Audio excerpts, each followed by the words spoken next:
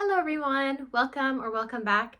My name is Adriana. I'm a knitter living on the east coast of Canada, and as you can see, I have my knitting basket sitting beside me with all of the projects that I worked on for the past month, and I'm excited to talk to you about them.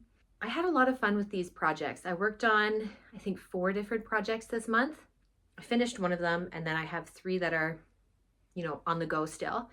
And I had a lot of fun with them because one of the projects is on smaller needles with thinner yarn.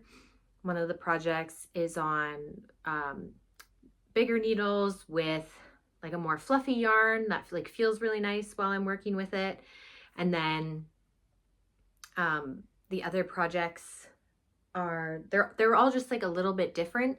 So this was one of the first times that I really enjoyed kind of like having multiple projects on the go at the same time.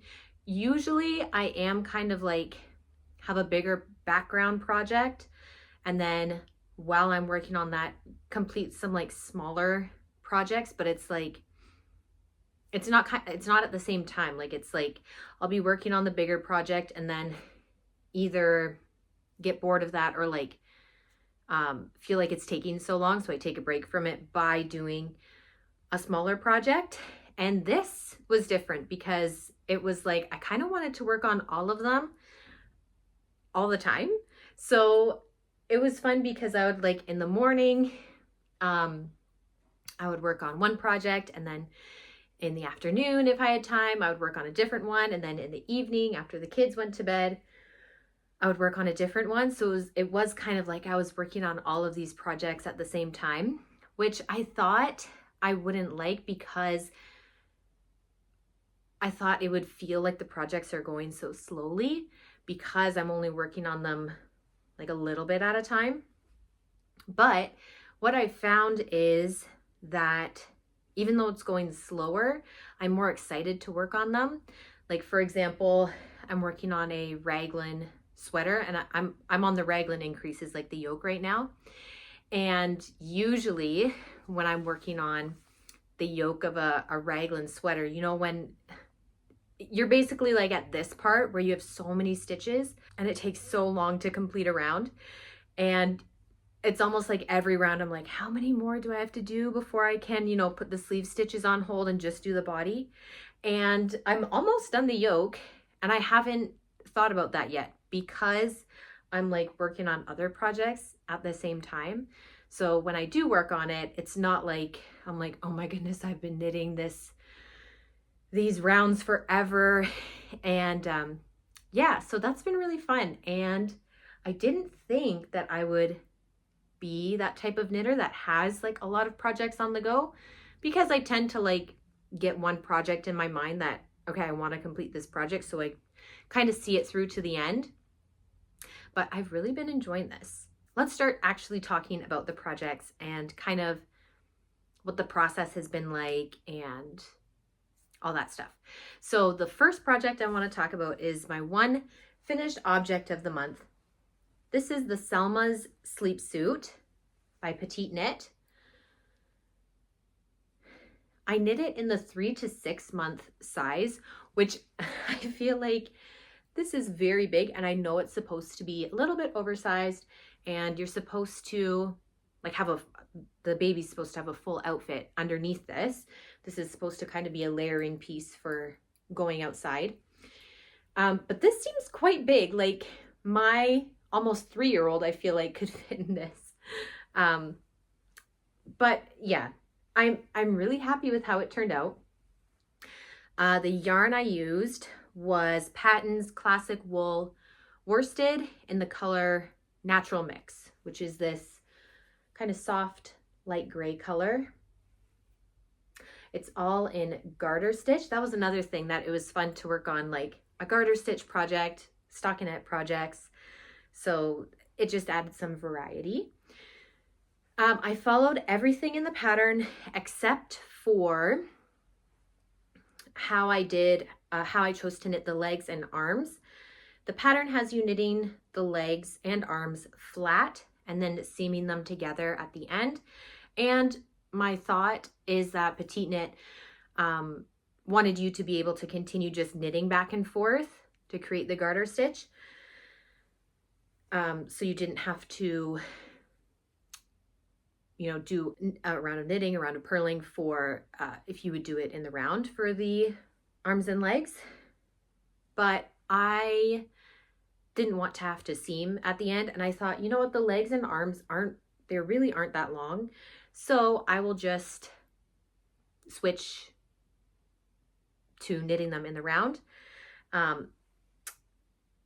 which I think I would do again, especially for the arms. The arms I feel like went quite quickly, just as long as you remember that you can't just knit every round, like you have to purl every other round. I didn't find that the garter stitch looked any different from where I was doing knitting, purling versus just knitting on the body. I feel like it looks the same, which was something I was a little worried about, that maybe it would look a little bit looser or something because of purling half of the rows or the rounds. So I did do the legs in the round, but I also did them 2 at a time. I knit both of the legs at the same time, which I've done 2 at a time socks before. And I remembered not enjoying that process. And I couldn't really remember quite exactly why. And then as I was knitting this, as I was knitting the legs 2 at a time, I was like, oh yeah, I'm remembering now that, first of all, because you're knitting them both at the same time, they grow very slowly. Also, it's garter stitch, so that grows pretty slowly as well because it's so squishy and wants to like scrunch up. And then also because there's a lot of yarn management and kind of swapping, because I did it 2 at a time on magic loop.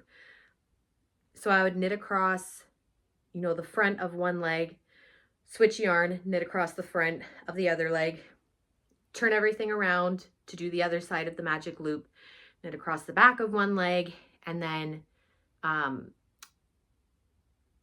switch yarns again and knit across the back of the other leg. So it was a lot of like starting, stopping, turning, changing over the yarns. And that was just, it was like, it felt like the knitting was really interrupted, I feel like.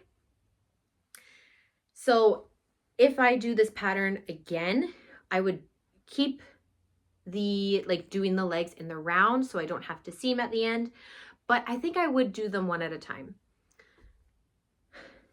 So this pattern is, it has these like the fold over things so their hands and feet stay warm.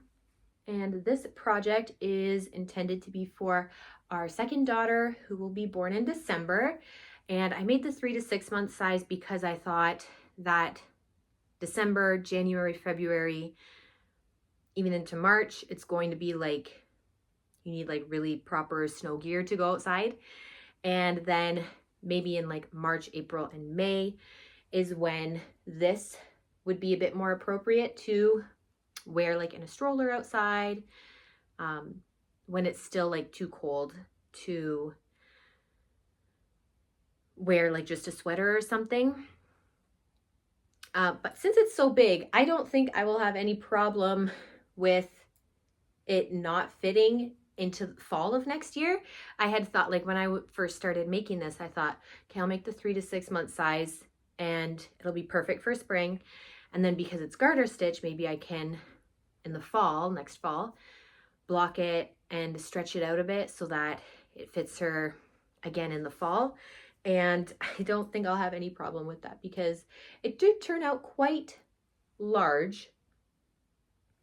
And I did do a gauge swatch and I got gauge. I didn't check my gauge on this, like as I was working on it.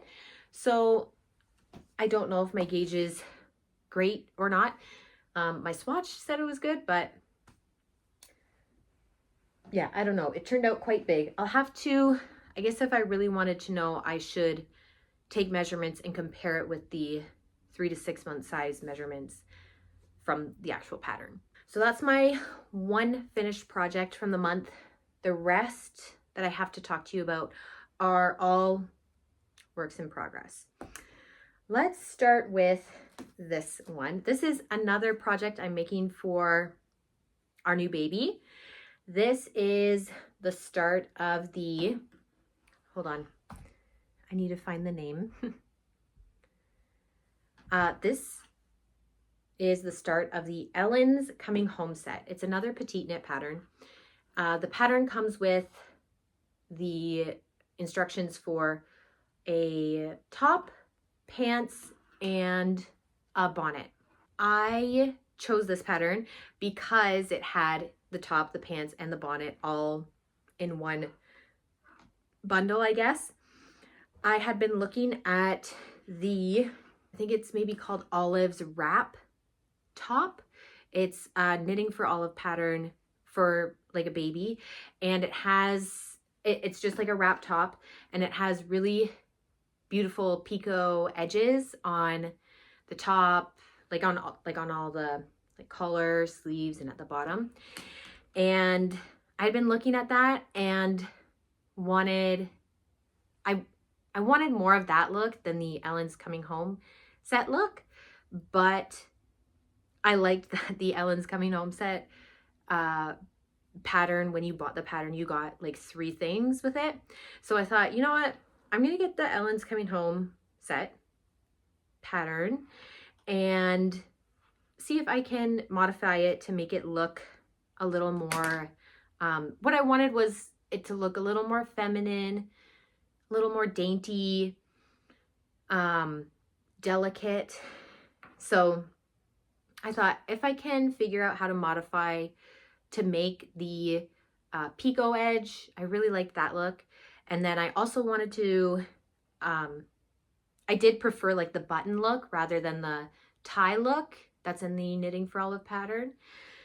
So I did want the button band. So yes, I'm sure you can tell by now, I did do some modifications to do that picot edge on all of the edges of this top. So basically I just swapped out the ribbing. It's just, I think it's just a regular 1x1 rib, which looks nice. However, I don't love the way my 1x1 rib looks, especially if it's just in like a single strand of yarn, which by the way, this yarn, it's a beautiful yarn. This is what it looks like in a cake. It's Old School Acres undyed yarn, and it's somewhere between a sport and DK weight. That's another reason why I went with the Ellen's Coming Home set, because my gauge matched that one, or is closer to that pattern than the Knitting for Olive pattern. So anyway, this is the yarn I'm using. It's beautiful.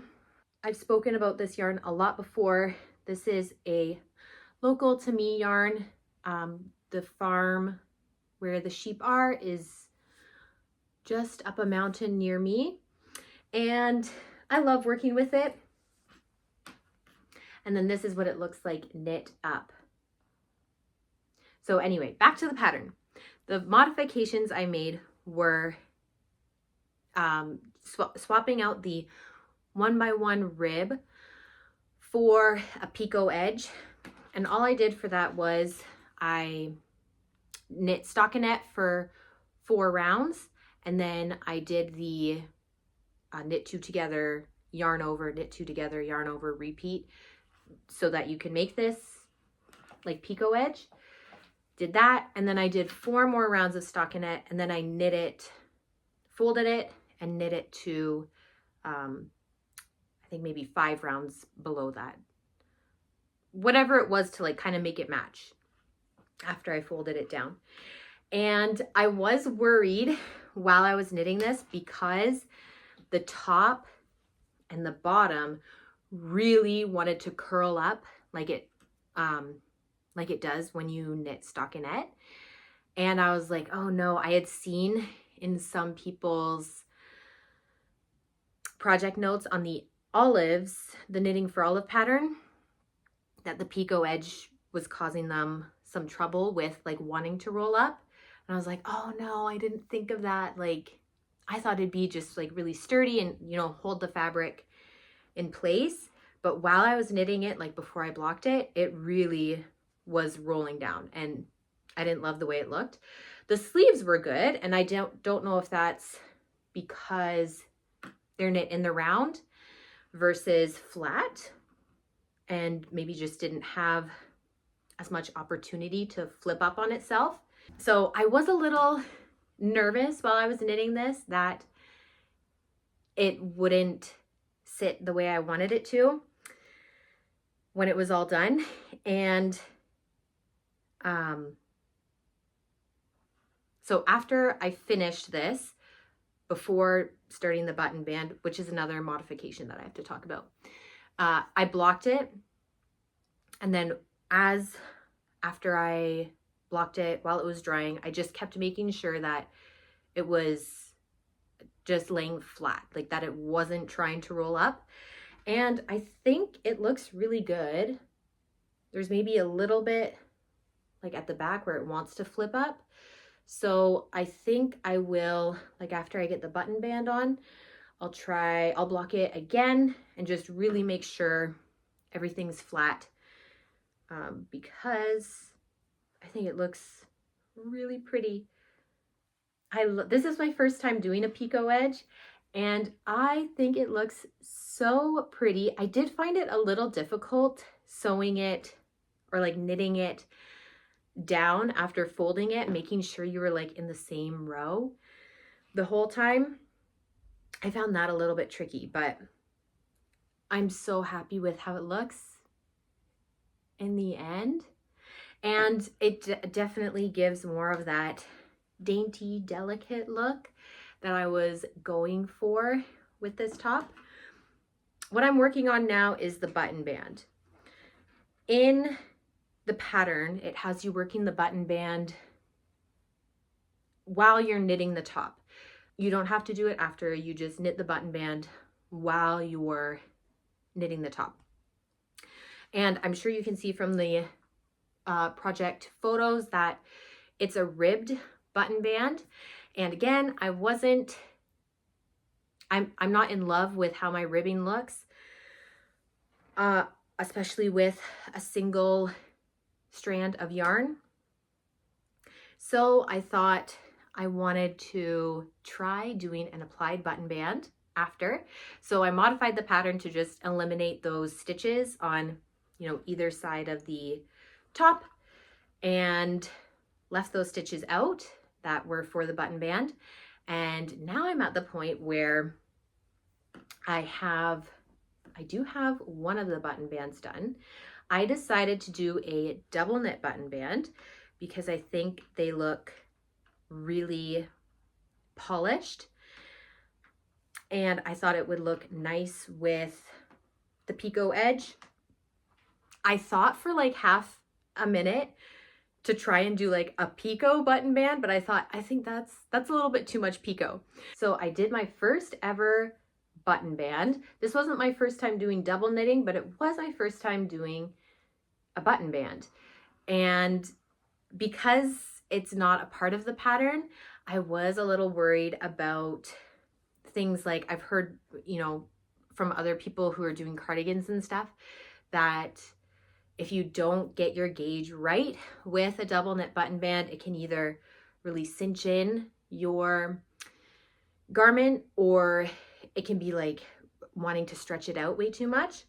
So I ended up picking up one stitch for every row, but I went down 0.5 millimeter needle size, I think it was. And I don't know, I think it's not stretching it out or cinching it in. I am going to block it again just to fix any, you know, unevenness and make it relax a little bit. But to me, it looks good. Like, it doesn't look like it's too big or too small for the top. But let me know. This is my first time with knitting a button band, so if something looks terribly wrong, like, please let me know.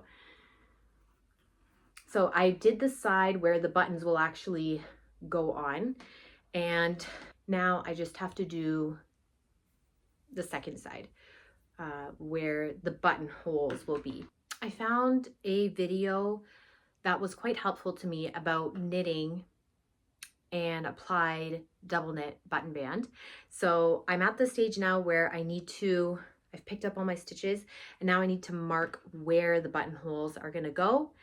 And I'm going to try, I haven't watched it yet in this video, but it's knitting the buttonholes without having to break the yarn, which I'm really interested in. So that's my next step for this. And then the top will be done. I'll block it again. Hopefully the button band, like nothing crazy will happen when I'm blocking it. And then the top will be done. I do have the buttons for it. I found these buttons at a thrift store. This is what they look like. I wanted something very natural looking, like made out of wood, or I wanted like small, like kind of pearlescent, I guess, plastic ones that are white that would kind of blend in with this. And I found 7 of these buttons at the thrift store. And when I saw them at the thrift store, I thought, oh, this is perfect. Like they're wooden, they're dark, but like I think they'll look good with it. And I brought it home and I put it with the top, and I thought, I don't know if these buttons kind of go against the more feminine, dainty, delicate look that I was going for, like especially after I added the picot borders and the double knit button band that just looks a little more delicate. I think. I don't know if these kind of really clash with that because they're so dark, and they're quite large too. They're larger than the buttons that the pattern says to use. So I don't know. I guess I need to decide if I'm going to use these or not before I make the buttonholes, because the size of the buttonhole should, reflect the size of the button, right? So I don't know. I'm still a bit on the fence about these buttons with this. I think I probably will just use them, but I feel like it just looks so delicate right now, and maybe those buttons aren't the same vibe, But so far, I'm really enjoying this project. It was fun to learn a few new things. It was also my first time, I guess technically this would be like a cardigan. First time knitting a cardigan, like where you have to knit, purl. Also, it's funny because while I was knitting flat, I was thinking, oh, like my stitches look really good. Like I have, no tension issues between my knit and purl sides, or the knit and purl rows. Like they all look very even. And then when I did the sleeves in the round, I was like, oh, never mind. Like my sleeves look really good. And then the stitches on the back just look a little more, not sloppy, but just a little, like they're not as uniform as the ones on the sleeves, but it's not something that I'm worried about at all. So that was this one. The next work in progress I want to talk about is my Christmas Grinch sweater. I shared a swatch with you last time of this yarn, and I think it's like the perfect Grinch color. Yeah, I've wanted to, ever since I started knitting, make a Christmas sweater, but like make it look Grinchy. So this sweater, I decided to do the Franky sweater from Sendness Garn. I have this pattern book from them, and actually it's the sweater on the front. This is the sweater that I'm knitting. I think last time I talked to you, I was undecided about what pattern to use, and when I bought the yarn, I think I think I had intended it for either this sweater or a different sweater in this book. But then I was like, oh, should I try and find something that like has something in the construction or has some sort of element to it that looks a little more Grinchy. But in the end, I thought this would look great as my Christmas Grinch sweater. The only thing that I was hesitant about is that this is a raglan, and I'm not a huge fan of the way that raglans tend to look on me. However, this raglan is, I believe, a compound raglan where you're not, you know, on the rounds that you do raglan increases, you're not doing them at every spot. Maybe sometimes you're doing them on just the arms. Maybe sometimes you're doing the increases on just the body. Sometimes you're doing them the whole time. So the raglans that I've knit in the past have been like every increase round, you're increasing at all the raglan points, markers. And this one isn't like that. So I think I will like the fit a little bit better. The yarn that I'm using 2 yarns held together. This one is Briggs & Little Sport in the color Fern Green. And then this is the Knitting for Olive Soft Silk Mohair in the color Pea Shoots.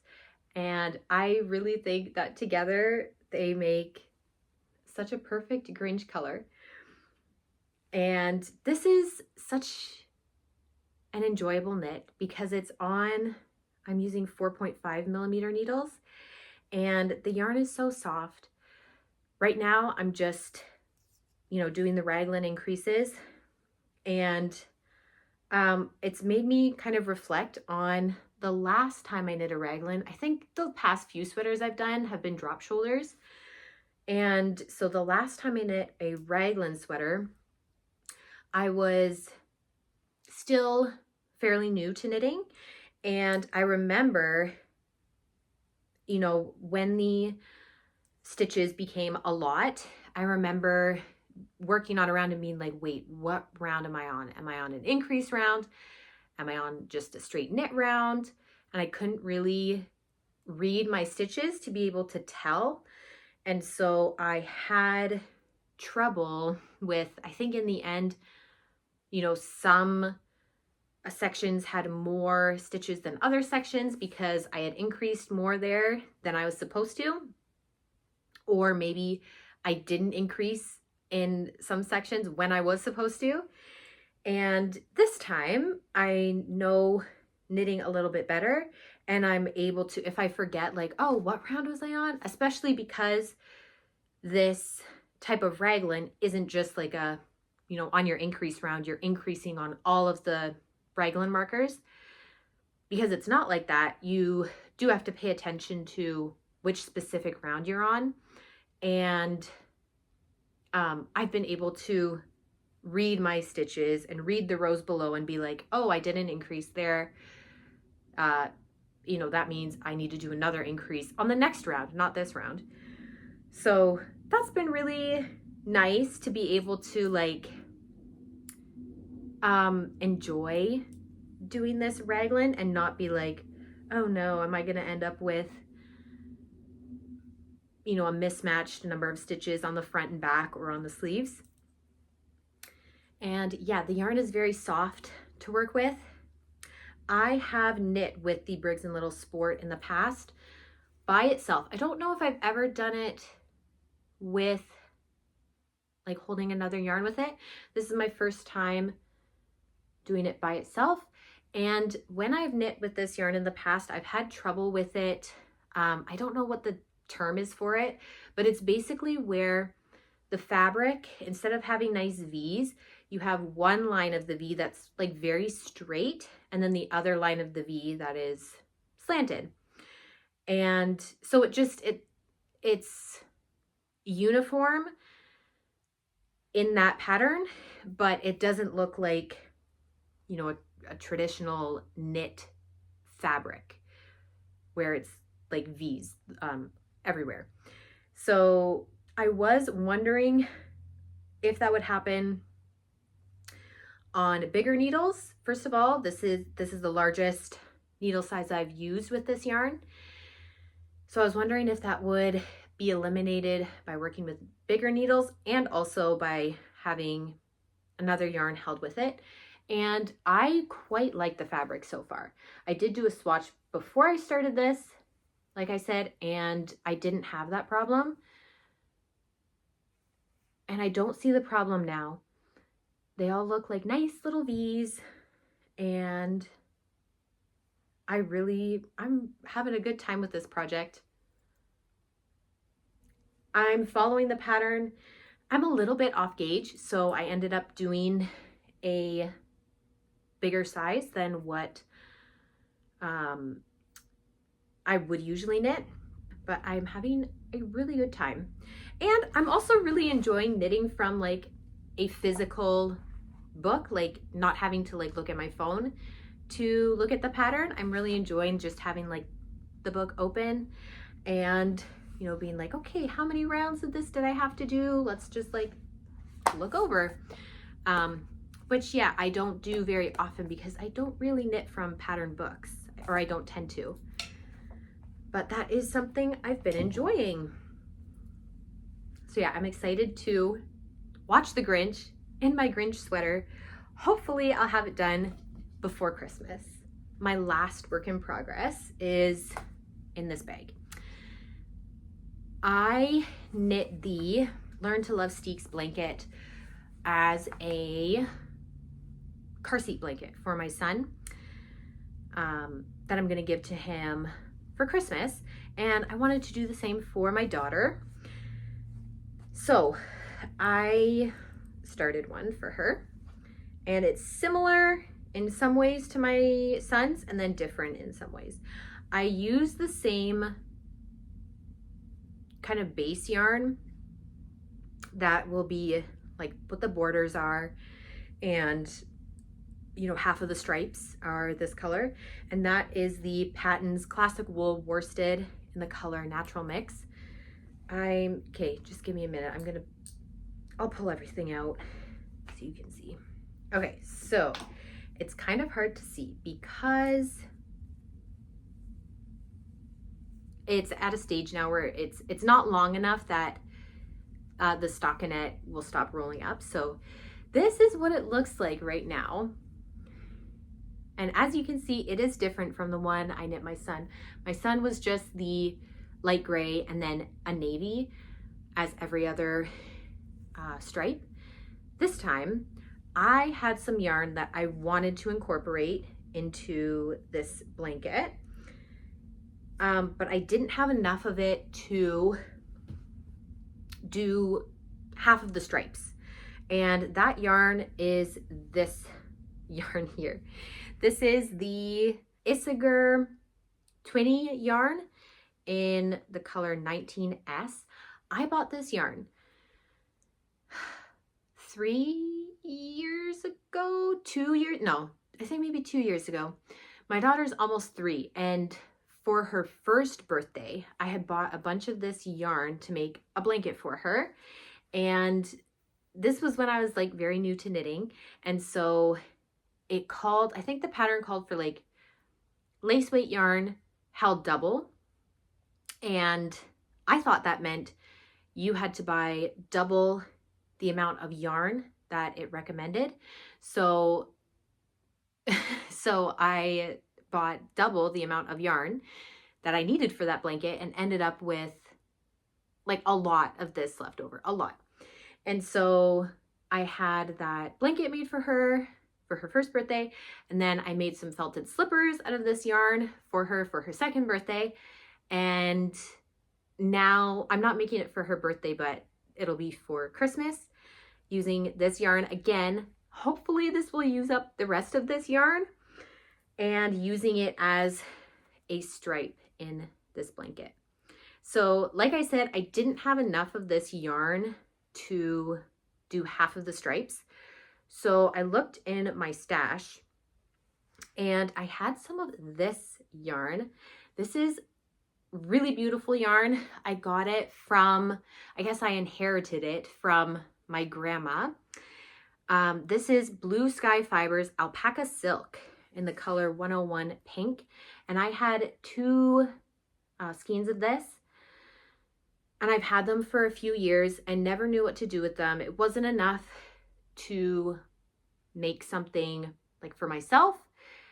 And even though it's like a really beautiful soft pink that would look really pretty on my daughter, I just didn't feel comfortable using such a beautiful yarn that can't be like easily washed in the washing machine to make something for her.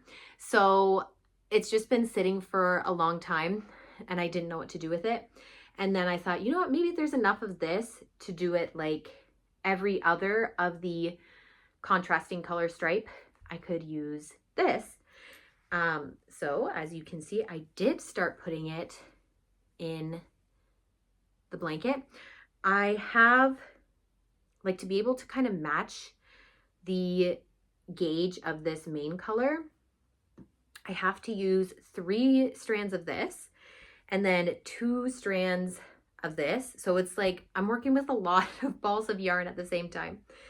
And then after doing some math and like yardage calculations and stuff, I figured I didn't have enough, again, of both of these, especially if I had to hold this double and hold this triple. I didn't have enough to complete all the stripes, or I guess half the amount of stripes for the length that I wanted. So I just went out and got 1 ball of Patton's Classic Wool Worsted in this white color. Its official name is 201 Winter White. And I thought this would be a good color to kind of bring it all together, add some brightness a bit. So this is what it looks like doing the stripes. What I'm doing is every other row is the light gray, and then the rows in between alternate between dark pink, light pink, white, dark pink, light pink, white, dark, light, white. And I will just keep doing that until one of the colors runs out, and then that'll kind of be the end of it. I'm hoping that I get it to be a good length, but we will see. I did like weigh all the yarn before I started, and so I think this is what I have the least of. So when this gets to half of its original weight, then I will know that's kind of the halfway mark of the blanket. I don't think I would, like, if it's going to be kind of short, I don't know if I would rip it all back and like add another color or something. I don't know. I think I've done the math correct enough that it should be a good length, at least to be like a car seat lap blanket for her. I am making the crib size, so it will be, it should be a decent size when it's done, but we'll see. It really just depends on how far I can stretch this yarn and, you know, also maybe this yarn. The one modification I'm making to this pattern is the same modification I made the first time, and that is putting the beginning of round where you do your color change, putting that in the steeking column. So when you're knitting, you make a steeking column. This is a free pattern, by the way, and it was a really great introduction to steeking for me. So yeah, I think I can you know, give you some specifics about the pattern. So the pattern has you doing the color change beginning of round somewhere like in the middle of the blanket where you will see it. And I didn't really want that for the first one I made. And I definitely didn't want that for this one because I thought it would look really messy trying to alternate between 4 different colors. And you can see it here. It's also quite tight. This is what it looks like on the back. And anyway, you can see better here. This is the steeking column here. So all of these stitches, I'll be cutting basically right along this line when I steek it. And yeah, I just didn't want to see that color switch in the blanket. So it's in the steeking column where you won't see it. That's the only modification I've made to the pattern and the only modification I'm planning on making to the pattern. I really do enjoy knitting this because you get to, you know, switch yarns so often. And so it's like, you know, knitting with something different every round. But the yarn management is a little intense with the, you know, 4 different colors. One color is actually 3 balls of yarn. One color is 2 balls of yarn. So keeping all of that like in order is sometimes difficult. So I only work on this right now when I have like a decent chunk of time that I know I won't be interrupted too much. And yeah, that I'll have a good amount of time to work on this so I can really, you know, make sure things are, you know, not getting tangled and whatever. So yeah, that's why it also lives in this bag. I have all of the other yarn, like all of the other gray yarn, and I have more of like this pink yarn, the dark pink yarn.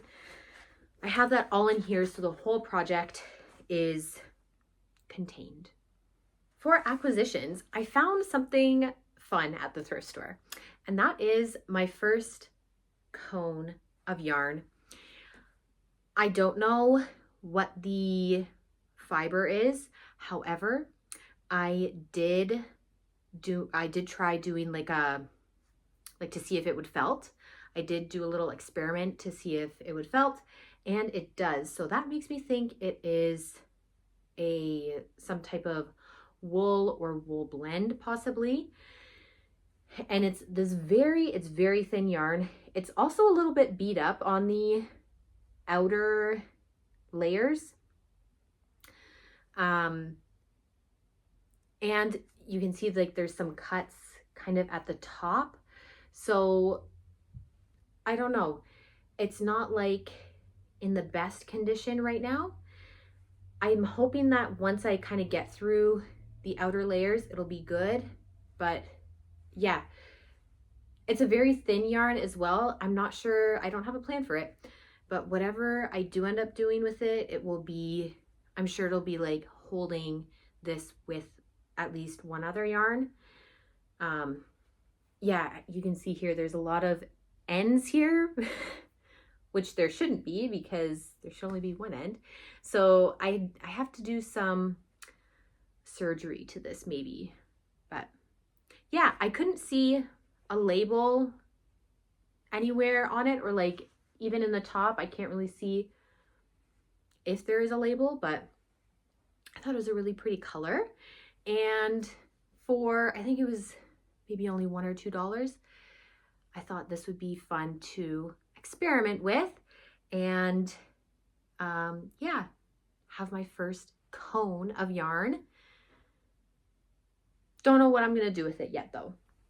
And that wraps up everything I have to share with you today. Thanks for stopping by and hanging out with me while I talk through all of my October projects. Like I said, I had a lot of fun working on these knit projects this month. I also started a little bit of sewing, just a little bit. If it progresses into what I hope it will be, I'll share that with you as well. But for right now, I'll just stick to the knitting. And yes, I will see you in the next video. I hope you all have a wonderful rest of your fall. And please let me know what you've been working on recently. And I'll see you next time. Bye-bye.